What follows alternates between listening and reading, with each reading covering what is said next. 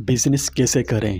پیارے دوستوں، آج ہم ایک بہت ہی اہم موضوع پر بات کرنے جا رہے ہیں۔ اس ویڈیو میں ہم آپ کو بتائیں گے کہ اسلام کاروبار کرنے کے بارے میں کیا کہتا ہے۔ کیا اسلام میں کاروبار کرنا عیب ہے یا اچھا عمل ہے؟ پیارے دوستوں، اسلام میں تجارت اور کاروبار کو ایک اہم مقام حاصل ہے۔ رسول اللہ صلی اللہ علیہ وسلم نبوت ملنے سے پہلے خود ایک کامیاب تاجر بھی تھے۔ آپ نے اپنا کاروبار ایمانداری، دیانتداری اور انصاف کے ساتھ چلایا اور ہم سب کے لیے ایک عملی خوبصورت مثال قائم فرمائی۔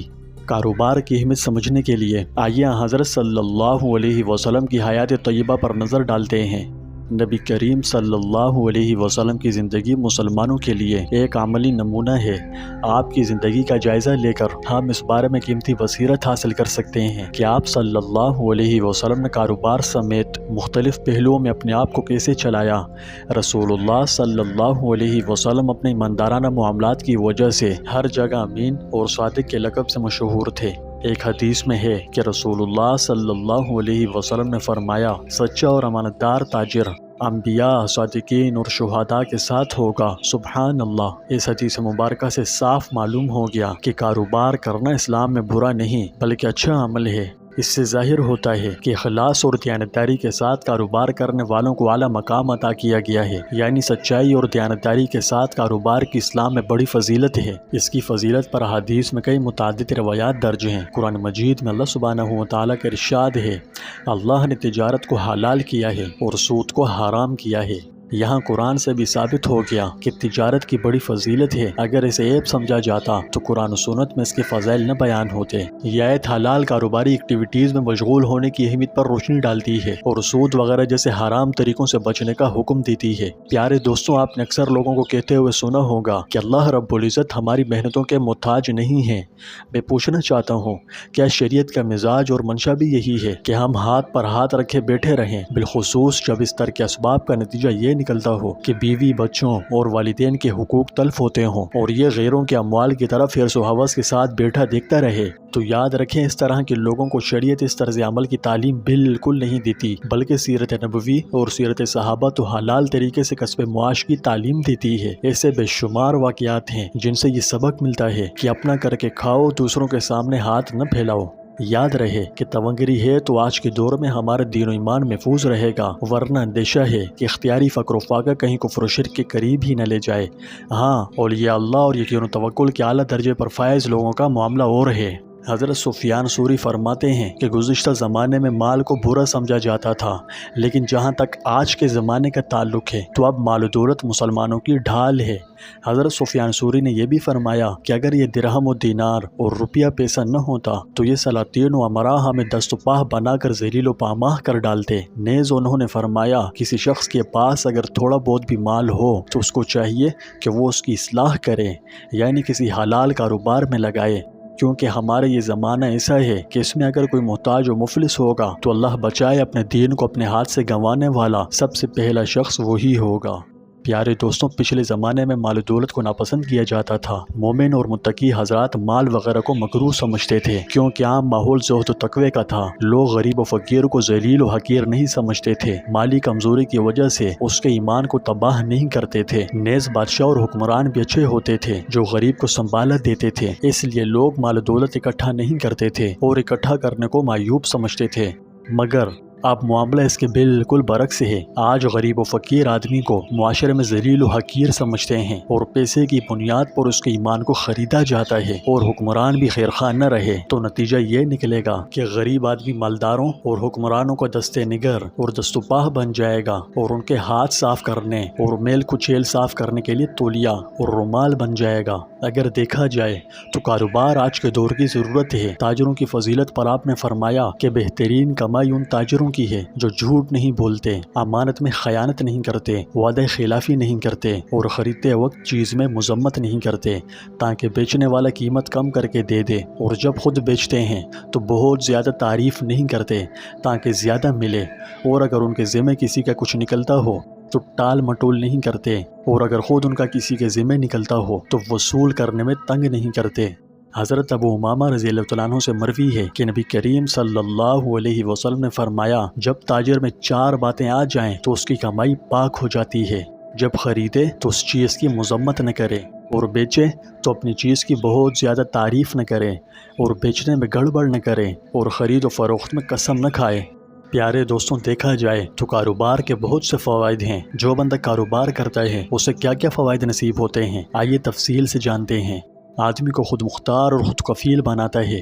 اسلام میں خود کفالت اور خود مختاری کو بہت زیادہ اہمیت دی گئی ہے۔ دوسروں پر بھروسہ کیے بغیر اپنی اور اپنے خاندان کی کفالت کرنے کے قابل ہونا یہ خوبی سمجھا جاتا ہے۔ کاروبار کے ذریعے لوگوں کو روزی روٹی کمانے، اپنے خاندانوں کی کفالت کرنے اور خود کفیل بننے کی آزادی ملتی ہے۔ جب لوگ کاروبار میں مشغول ہوتے ہیں تو وہ معاشی سرگرمیوں میں بڑھ چڑھ کر حصہ لیتے ہیں، جس سے اچھی آمدنی ہوتی ہے۔ یہ آمدنی انہیں اپنی روزمرہ کی ضروریات جیسے خوراک، رہائش، لباس اور دیگر ضروریات کو پورا کرنے کے لیے مالی ذرائع فراہم کرتی ہے۔ کاروبار کے ذریعے روزی کما کر اپنا رزق کی ذمہ داری خود لیتے ہیں، یعنی خود کفیل کہلاتے ہیں، اور دوسروں پر انحصار کیے بغیر اپنی ضروریات کو پورا کرنے کے قابل ہوتے ہیں۔ کاروبار کے ذریعے لوگ دوسروں کی امداد اور زکوٰۃ و صدقات پر انحصار کم کرتے ہوئے مالی آزادی حاصل کر سکتے ہیں۔ یہ آزادی انہیں اپنے فیصلے خود کرنے اور اپنے وقار اور نفس کو برقرار رکھنے کا اختیار دیتی ہے۔ یہ انہیں معاشرے میں مثبت طور پر حصہ ڈالنے اور ضرورت مند لوگوں کی مدد کرنے کے قابل بناتا ہے۔ دوسرا فائدہ اقتصادی ترقی حاصل ہوتی ہے۔ ایک اور فائدہ صدقہ اور سخاوت ہے۔ کامیاب کاروباری منصوبوں کے ذریعے مسلمان صدقات و خیرات کے کاموں میں بڑھ چڑھ کر حصہ لے سکتے ہیں، مساجد و مدارس میں بھی تعاون کر سکتے ہیں، ضرورت مندوں کی ہر طرح کی مدد کر سکتے ہیں، اور اپنے لیے دنیا اور آخرت کی تمام بھلائیاں کما سکتے ہیں۔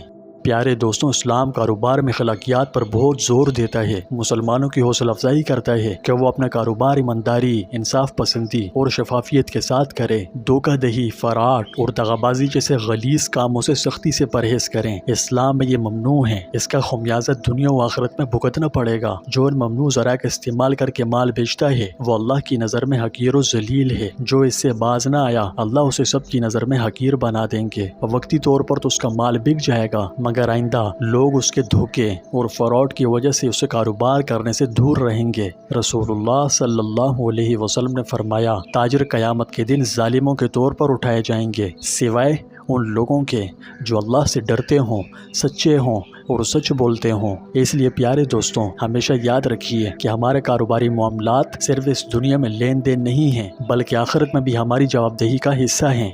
ویڈیو کے آخر میں آپ کو بتاتے چلیں کہ اسلام میں کاروبار صرف منافع کمانے کے لیے نہیں ہے، بلکہ حلال روزی کمانے، معاشرے میں مثبت کردار ادا کرنے اور اعلیٰ اخلاقی معیارات کو برقرار رکھنے کے لیے ہے۔ آئیے ہم اپنے کاروباری معاملات میں پیارے رسول صلی اللہ علیہ وسلم کے مثالی طرز عمل کی پیروی کریں اور ایک ایسے تاجر بننے کی کوشش کریں جو جھوٹ، دھوکے، فراڈ اور دغابازی سے سخت نفرت کرے اور دنیا کے ساتھ اپنی آخرت بھی کمائے۔ پیارے دوستوں، کاروبار کئی قسم کے ہیں۔ اگر کوئی شروع کرنا چاہے تو کاروبار بہت طرح کے ہیں۔ جس چیز میں کسی کو مہارت ہو اور وہ سمجھتا ہو تو کر سکتا ہے۔ البتہ اگر آپ کپڑے کے کاروبار کو سمجھتے ہیں، اس میں دلچسپی ہے، یا آپ آلریڈی کپڑے کا کاروبار کر رہے ہیں، تو ہمیں یہ اناؤنسمنٹ کرتے ہوئے پرجوش محسوس ہو رہا ہے کہ ہمارے پاس گریج فیبرک کی سہولت موجود ہے۔ ہم نے اپنا ماڈل اپ گریڈ کر دیا ہے، یعنی اب ہم آف لائن کے ساتھ آن لائن بھی معیاری گریج فیبرک پیش کرتے ہیں۔ لیکن آن لائن ماڈل میں اس وقت ہم صرف اورگینزا فیبرک کی سہولت مہیا کر رہے ہیں۔ ہم آپ کو یقین دلاتے ہیں کہ انشاءاللہ بہت جلد ہم مزید کلیکشن بھی آپ کے لیے لائیں گے۔ پہلے بتانا بھول گیا، جو اس فیلڈ میں پرانے ہیں وہ تو جانتے ہیں کہ گریج فیبرک کیا ہے، لیکن جو نئے ہیں ان کے لیے وضاحت کر دیں کہ گریج فیبرک اس کپڑے کو کہتے ہیں جو کپڑا بننے والی مشین جسے لومز کہتے ہیں وہاں سے تیار ہو کر سیدھا ہمارے پاس آتا ہے۔ یہ ہوم ٹیکسٹائل سے لے کر فیشن تک مختلف ایپلیکیشنز میں استعمال ہوتا ہے۔ گریج فیبرک کی خوبصورتی یہ ہے کہ آپ اسے اپنی ضروریات کے مطابق ایڈجسٹ کر سکتے ہیں، جس میں کپڑے کو رنگنے سے لے کر مکمل فنیشنگ شامل ہے۔ اگر آپ گریج فیبرک خریدنے میں دلچسپی رکھتے ہیں تو آپ اپنے گھر بیٹھے آرام سے ہمارے کلیکشن سے براؤز اور آرڈر کر سکتے ہیں۔ یاد رہے کہ اگر آپ آن لائن ہم سے خریدنا چاہتے ہیں تو ہم آپ کو مخلصانہ ایڈوائس دیتے ہیں کہ آپ بلک میں آرڈر کرنے سے پہلے یہ دیکھنے کے لیے کہ آیا ہماری پروڈکٹ آپ کی ضروریات کے مطابق ہے، اس کا اندازہ کرنے کے لیے اور ہمارے کپڑے کا معیار چیک کرنے کے لیے بلک خریداری کی کم از کم آرڈر کی مقدار پر آرڈر کریں، یعنی ایک دم بلک آرڈرز مت دیں، ٹھیک ہے؟ ہم چاہتے ہیں کہ ہماری پروڈکٹ آپ کے معیار پر اترے اور آپ کے پروفٹ مارجن میں اضافہ ہو۔ ہماری گریج فیبرک کی رینج کو دریافت کرنے کے لیے آپ ہمارا واٹس ایپ کیٹلاگ ملاحظہ فرمائیں، اور کسی بھی پوچھ گچھ یا مزید معلومات کے لیے آپ ہمارے واٹس ایپ نمبر پر رابطہ کر سکتے ہیں۔ ہم آپ کی ضروریات کے لیے بہترین فیبرک تلاش کرنے میں آپ کی مدد کرنے کے لیے موجود ہیں۔ ہمارا واٹس ایپ نمبر ڈسپلے پر شو ہو رہا ہے، ہمیں اس نمبر پر صرف میسج کریں، کالز مت کیجیے گا، ٹھیک ہے؟ میسج میں آپ اپنی تمام ریکوائرمنٹ بتا دیجیے گا کہ آپ کو کس طرح کا کپڑا چاہیے، جو چیزیں آپ کپڑے میں چاہتے ہیں اور جو نہیں چاہتے سب تفصیل سے بتائیے گا، ٹھیک ہے؟ تاکہ ہم آپ کو وہی پروڈکٹ دیں جو آپ کے پروجیکٹ کی مخصوص ضروریات کو پورا کرے اور آپ کے معیار پر پوری طرح اتر سکے۔ مجھے یہ بتاتے ہوئے خوشی ہے کہ ماشاءاللہ ہماری کسٹمر سروس بہت بہترین ہے۔ ہم آپ کو انشاءاللہ بہترین کسٹمر سروس فراہم کریں گے۔ آپ کی محبت کے لیے آپ کا بے حد شکریہ۔ مجھے امید ہے کہ آپ کو ہماری پروڈکٹ پسند آئے گی۔ اگلی ویڈیو میں پھر ملاقات ہوگی، تب تک سلامت رہیں، خوش رہیں۔ السلام علیکم ورحمۃ اللہ وبرکاتہ۔